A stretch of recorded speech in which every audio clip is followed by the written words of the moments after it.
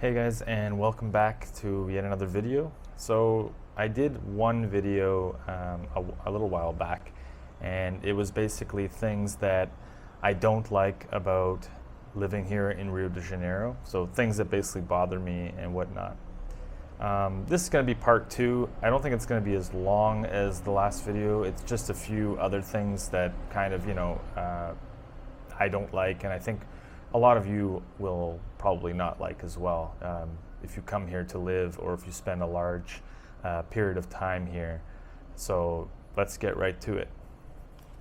So the first thing that I probably should have added in the first video, but I didn't have enough time to get it all in there, is the quality of the water here. So, and I mean, when I say the quality of the water, I mean like the accessible water from the kitchen, taps, when you have a shower, things like that. So the first problem is the fact that it's highly, how would you say, chlorinated, very chlorinated. So this causes a few problems specifically for me, but I think it's also doesn't serve anybody very well, is the fact that for me personally, my skin is super sensitive. So after taking a shower, I notice right away that my skin ends up being super dry or very itchy and becomes a shade of red.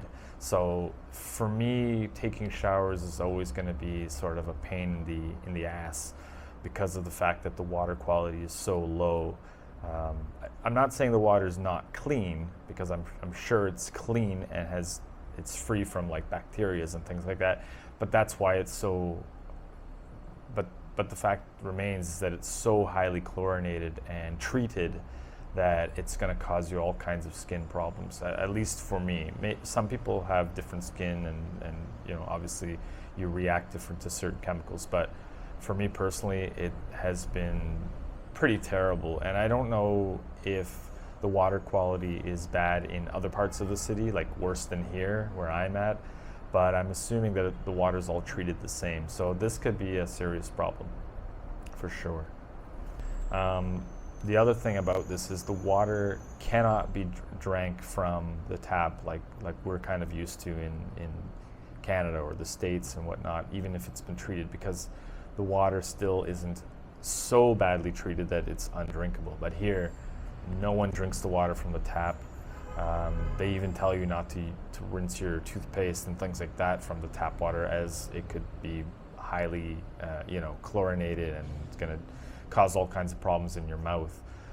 So there is a solution to that, the drinking problem. What I do is I'll order these really big, I think they're like 10-liter jugs, the ones that you can stick on top of the water cooler, and I just basically drink the water from there. You could also buy the smaller size bottled water and have that in your apartment or your hotel room or whatever. So that is a very important point to make, is the drinking water is important to have. You have to buy mineral water or whatever you want to drink and store it in your place. So you're probably wondering, how do I get the water out of these massive jugs if I don't have a cooler? So it's a very good question. There's real simple solution to that. I was able to find a manual pump, one that it's attached to like a long straw, and you stick it on top of the jug. And all you do is you pump the water and it comes out and you put it into your glass, or you can put it into a plastic jug and put it into your fridge to have cold water. And this is the pump here, as you can see in the photo right here. Very cheap to find. You can buy them in pretty much any department stores here in Brazil. You can even buy them in they have those like fairs all over the place around the city. They're really cheap. Like the vendors that sell on the street and whatnot, you can buy them. They come in the box. The other type of pump that you can get is the electric type, which I actually changed over to because I found that it was much easier to get the water out rather than like have to pump, and it takes a lot of effort to get it out. And that's the electric one right there, as you can see, which, it's a little bit more expensive, but highly worth it, I think. So that's the solution for the drinking water problem. The solution, I would say, for having the highly treated water, if you have really sensitive skin like I do, you could spend a little bit of money, especially if you're going to be here long term, on a like a water filter, one that connects right to the shower head. You know, I don't know where you can buy them here. I think you could probably get it on Amazon or something like that. I will leave a link in the description below, but they're not always compatible with the shower heads here because some of the apartments are much older. So you want to do a little bit of research on that if you plan to install a water filter. That's a very, very easy solution. The other solution, which is not as probably as practical, is you could always just buy some sort of cream or something for your skin afterwards to help treat the problem. Other than that, it's really, really difficult to circumvent this problem here in Brazil. Leave a comment also if you've had this issue, if you've been to Brazil and you've had this issue with the quality of water that, you know, when you have a shower after coming from the beach or whatnot. I'd be curious to know what your thoughts are. Don't forget to hit the like button and subscribe also if you're really enjoying the video and getting some useful tips on here staying in Brazil. So the second thing that bothers me quite a bit here for today's video is the internet quality. So I'm sure a lot of you who have used the internet here will probably have some sort of experience with this. Now, I'll give you an example. For way back when I first came to Brazil in 2012, the internet was even more horrendous than it is today. So it has made some headway and improvements, you know, so it's not as terrible as it used to be. Then I think that's because of the infrastructure has improved slightly. Some companies are putting more investments in the technology to increase the quality and effectiveness of the internet here. Be that as it may, the internet still is really, really bad quality. I'll give you a few examples. So I use the internet quite a lot, you know, doing my content for YouTube, my English classes and things like that. So the internet here, how can I explain? For no apparent reason, it'll just cut off. And I think that depends on the company that you use. I'm sure the same thing happens with all of them, but I've read some reviews about the company that I use, for example, and a lot of people had mentioned the same problem. They'll cut out, and even though for no reason, not because of the rain or whatever, it would just the signal would just go away for, you know, 15 minutes at a time or whatever, then it would come back. Even if you reset the modem, that has nothing to do with it. It's the location, the source of the signal that is the problem. So you really have to do your research on which internet provider you want to use for if you're staying here for long periods of time, as well as the phone quality internet. I find that TIM is better than Claro, or I use Claro because that's the one I first got, and I find that in some locations around the city or even outside the city, the signal's just absolutely terrible. I used to use TIM, which I'll probably go back to, and I find that the quality was much better, and I'm comparing from when I was in the same spots as I usually am. So it's a definite improvement if you switch the company from one that works for you. So there really isn't much you can do about the internet quality here. It is what it is. You just have to do the best research you can so that you can choose the company that has the best quality and has the stronger signal. They're all roughly the same price. You still will pay more for a higher bandwidth. It's the same thing in North America. You know, you're going to pay more for a larger bandwidth or more, how would you say, more memory or whatnot. That's just the way it is in any place. But I believe it's going to improve one day to the quality that is the same as in Canada, US, Europe, one day, who knows, maybe in like the next few years. But here's hoping. So that's one thing you do really have to deal with, especially if you're somebody who's a content creator and uses the internet like crazy. It's gonna test your patience for sure. So the third thing for today's video of what I don't like about living in Rio or in Brazil in general would be the amount of mosquitoes all year round. So here in Rio, there tends to be the mosquitoes typically come out after a rainy evening or a rainy day or something like that. They obviously come out for feeding and whatnot, and it can be really bad. I would highly recommend getting one of these, as you can see in the image. They work wonders.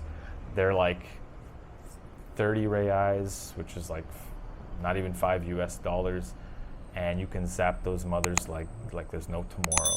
You will not regret it. You can find them all around the city. I'm sure they're in every state in Brazil because mosquitoes are just terrible here.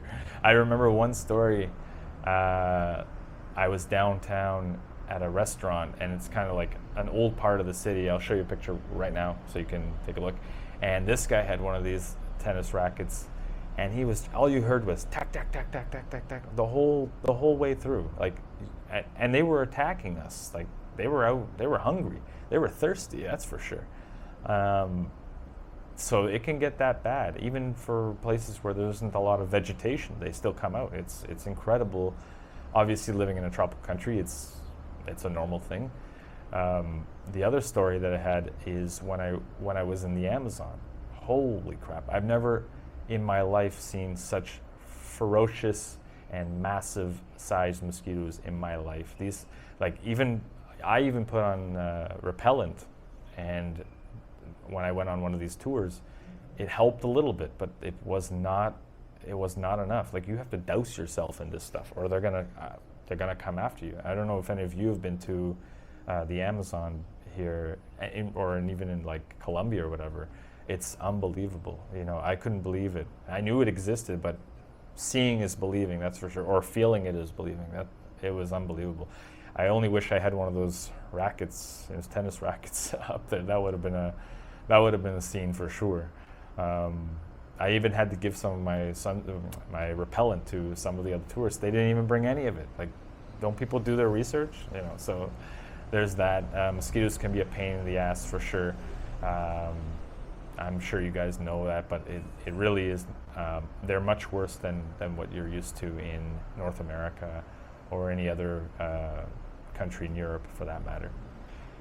So the last thing that I'm going to talk about in this video that it bothers me, but I'm kind of used to it. All the things that I've spoken to, by the way, I'm pretty used to at this point. I don't really get super upset or anything like that. I don't lose my patience when it comes to things like that. But this final thing is bureaucracy, and I guess I'll tie it in with things moving kind of slowly when you need something to get done.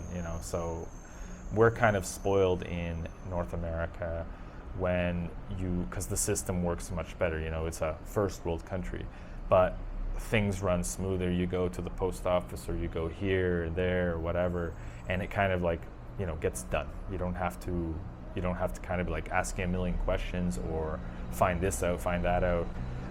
When I did my processes for residency and also renewing the extension of my passport here, I would say that the residency process was much more confusing. Yes, I'm still going to do a video about that. I'm gathering my thoughts and getting everything ready for that video. But it really does show a huge difference. Like, for example, in Canada, I don't have any problem with getting documents done, going through the government, get my passport renewed or whatever. It's just flow. There's such a good flow, and it's easily done. There's no second guessing. There's no, you go the next day, you're missing a piece of information. It just can drive you insane with the bureaucracy here in Brazil. You got to get used to it. You have to have a lot of patience to deal with these things if you want to get stuff done. And you can't lose your cool with these people as well. Otherwise, they won't help you out.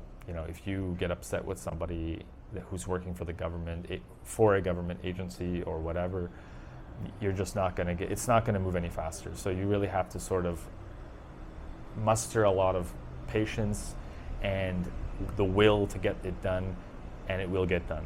Everything has a solution. It can be done. I'm hoping that I'll be able to show you some of the bureaucracy in my video about the residency, which I will do, and it will be an epic video. So I hope you guys enjoyed this list. I'm going to do videos on things that I really like about here. I wanted to do those first, but I was kind of having a bad day, and I wanted to get things sort of out there. So I did that. Yes, there's a helicopter going over, which that's another thing. I did say that in the video, the noise. Choose your location very wisely where you want to stay, especially if you're going to be staying long term. You don't want the noise all the time, all day. But that's in my first video. I will put the link down for the first video of things that annoy me.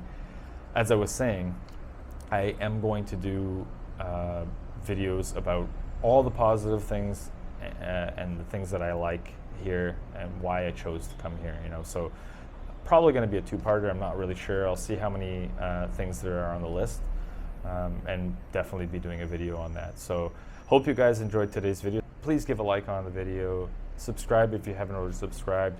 And I hope you guys all stay well and have a great day. Don't forget to check out my other videos as well.